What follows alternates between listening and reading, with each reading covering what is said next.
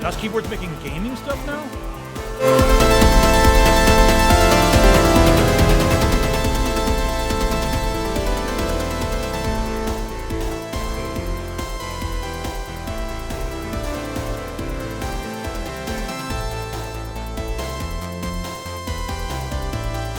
Okay, sure. I don't know why you couldn't game with their other stuff, but there's a lot of guys out there who have a DOS keyboard because they're ridiculously high quality and just nice minimal keyboards.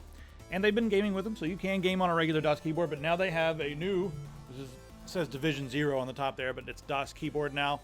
And this is the X40, and then we have the M50 Pro mouse. So let's just set the keyboard aside and take a really good look at this mouse first. Now, since it's their first mouse, I'm going to just take a good look at this and just say exactly what I think, and maybe some of the things I say or some of the things you guys say in the comments will be implemented into future versions of their mice. First off, right off the bat, it has a really nice feel to it, good size. It's also ambidextrous, and we have 9 fully programmable buttons on here. We have 2 thumb buttons on one side, 2 thumb buttons on the other side to mirror and give you that ambidextrous, I guess, quality. And then we have a nice little rubber, I guess, grippy pad on the side with a cool gamery type thing. It's sort of a dark gray color. Then we have our 2, left and right click here. Those are both 20 million click switches. Nice and clicky there. And then we have our scroll wheel, which they call it a 4D metal scroll wheel because you can move it in 4 dimensions or 4 directions. I'm sorry. You can scroll it up and down, of course, and the scroll feels pretty good, actually. It's a nice solid scroll wheel. Not a lot of play to it. And usually with these mice that have you can click it to the left and click it to the right, there's a little bit of play to them, but this one's very solid. LED shines through nicely, and it looks very professional, well made. Below that, we have DPI up and down buttons, and we have 4 DPI LED indicator lights there. Everything on this is glowing red. Lots and lots of red. We have a braided cable. It's 2.1 meters or 7 feet, and it's gold-plated, so you can insert it lots of different times. That's how you get to insert lots of times. Be gold-plated, fellas. I'm not a fan of braided cables, but they're all the marketing hype. I feel like there's a lot of quality in this, but there's also a lot of marketing stuff that's into this as well to make it, a good mouse. But I think there's some changes they can make to make it a better mouse. So let's get into that. First off, the braided cable does create some drag on the desk unless you have a nice spot to put it. I prefer either a reinforced rubber cable or just something a little different. But a lot of people love the braided cables because of the look and feel. The other thing is if you travel a lot, I've had some of these fray.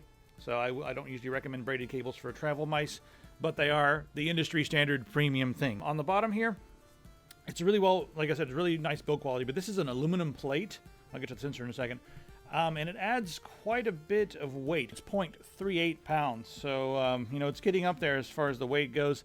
Probably a bit too much weight, in my opinion, to feel snappy. A lot of people like, a mouse that requires a bit of force to move around on the desk, but it doesn't feel quite as snappy in FPS games. So it depends on your style. And on the bottom here, they've decided to go with the Avago ADNS 9800 laser sensor.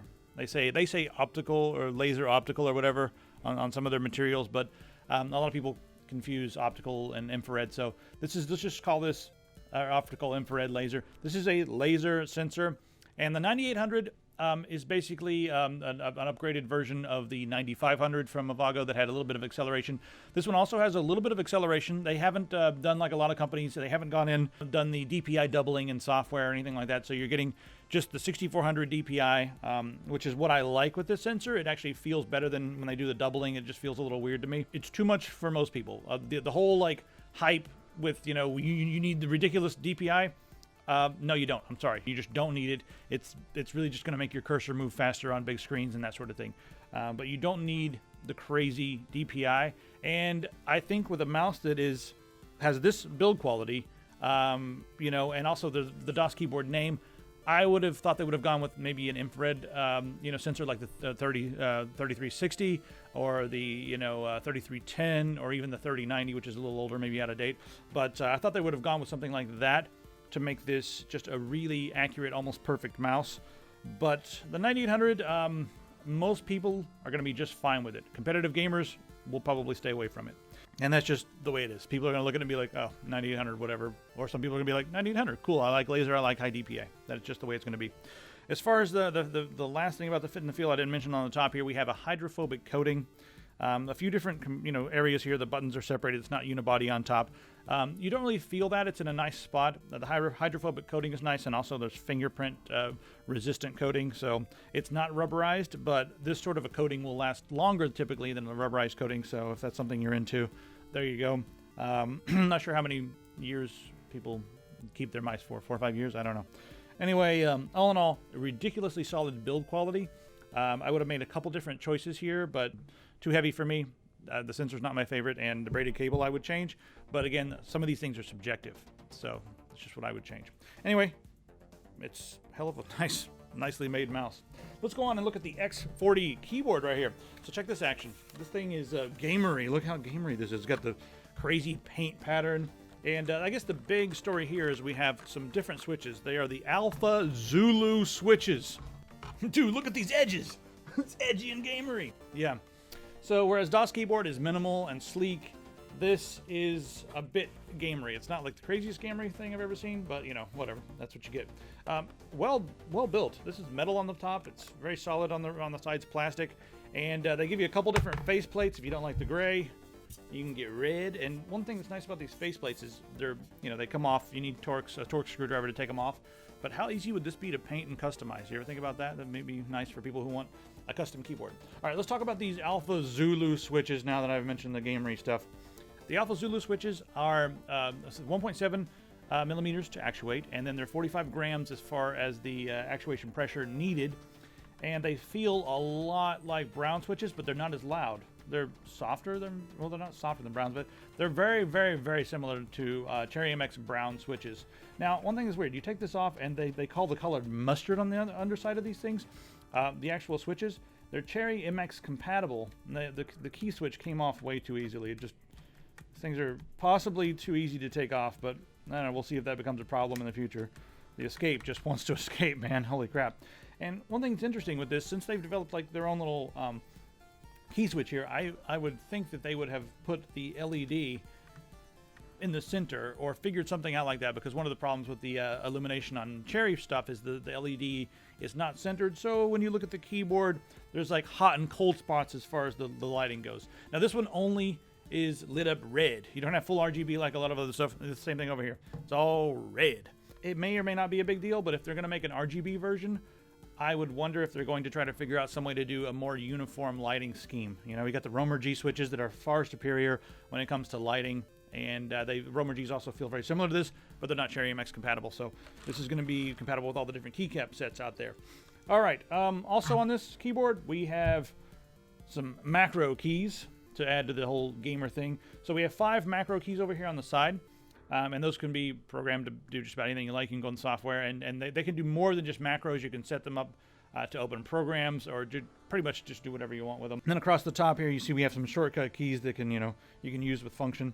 Over here on the, function button over here, we got some media controls, LED controls for the brightness, and you can turn it off. We also have the F3 button here, which will just illuminate your watch cluster and just your important keys for when you're gaming. All right, the other features, of course, you have full in-key rollover like this. Don't call it ghosting. That's totally different. I mean, so that pretty much covers the functionality of the keyboard here. The main thing about this is that it just feels a lot like Browns, but it's quieter. Might be good for streamers who want, Cherry MX Browns, but don't want them to be quite as loud. This is not that bad at all. All right, let's get back into the keyboard here. We have a really thick, long, braided cable here. And the braided cable has a port for your USB. For the keyboard, and then you also have a USB pass-through. That's USB 2.0, and then we also have gold. Everything's gold-plated here, by the way. We have gold-plated audio pass-through for microphone and headphones, so you can just plug everything up right here to the top of your X40 keyboard. The length on this cable is 6.5 feet, and it is very thick and durable and braided. I don't mind braided cables on keyboards because they're not moving anywhere. They're just sitting in one spot. The weight is 3.26 pounds, and it is 19.13 by 6.81 by 1.22 inches. So, yeah. It's not too long. You don't have a lot of room around the edges, so it's not massive. Might be okay, small enough to take to a LAN party or whatever. It's also not that thick, as you guys can see. Take a look at the back while we're over here. There's no cable routing options. It just comes out the back here, and that's all you get. And then we have a couple feet here that are, that go up and down, and these have little bit of a, not really much of a rubber lip, but just a little bit of plastic on the end there. And we have rubber here on the bottom. That's pretty much all there is to it. No fancy dip switches, no PS2, just, you know, a gamer keyboard. It's USB 2. All right, let's talk about the things that didn't really like that much about this keyboard. Actually, it's a pretty solid keyboard, but, you know, no cable routing options. It's just out the back here, so I guess it kind of cuts down on some of the sides. It also makes it a little bit thinner, so it's not terribly, not terrible. But the gamer aesthetic, that's going to be something that's subjective for you. You know, I think I like a more minimal keyboard, but if you're someone who wants something that's loud, or, you know, something you can also take home and paint this, that'd be kind of cool. Make it into anything you like, but that is a cool feature, is being able to change that out. The price for this, I mean, there's Cherry MX keyboards in this price range, but I don't find the keys to be like inferior to that. I would have expected probably RGB at this price, if that's something you care about. They don't seem to think that that's a huge selling point. They went with red because red is the easiest on the eyes in a dark room, according to many studies. It's going to be a question of, do you want to try these new switches that are similar to Brown's? And are you okay with the gamer aesthetic? Other than that, pretty solid, if minimal for a gaming keyboard. Things we like about this, these keycaps are not printed, they're etched, they're laser etched. So that's kind of cool. Down here on the bottom, no Windows logo on it. They've got their own cool little logo down there, so that looks pretty cool on the keyboard. Switches are really nice for gaming, and as far as typing goes, Hutch did 2 5-minute tests, and he was able to achieve 82 words per minute with his Cherry MX keyboard, and then with Cherry MX Browns, and then he was able to achieve 83 words per minute with this one, with a few extra errors because they felt a little bit softer to the touch, I guess, for some whatever reason. I'm not sure, but maybe we'll call that in the margin of error. A headphone jack and audio, you know, jack is nice. Pass-through is nice. Wish it was USB 3, but that would have probably raised the price a little bit. Build quality is, you know, typical of DOS keyboard. Really nice. Like, these things are solid. The mouse and the keyboard, both extremely solid. And as far as the software goes, gets to the point. No frills. Gets the job done. Let you program your macros and do a few other things, and that's about it. So, it's really up to you guys. What do you think? Pretty decent for a first offering. Really solidly built. Want to try these switches? I like them. I actually think they're pretty nice. The mouse, also really solidly built. You guys okay with the heavy mouse with a 9800 sensor? Let me know in the comments. All right, check out the store. We got some new t-shirts. One of these, why don't you? And we'll see you guys in the comments. Also, stalk us like crazy. All those links are in the description if you want to find us on Instagram and Twitter and all those other things. Just come and hang out. I'll show you guys how big my Twitter is. All right, we'll see you on the internets of the worldwide webbers.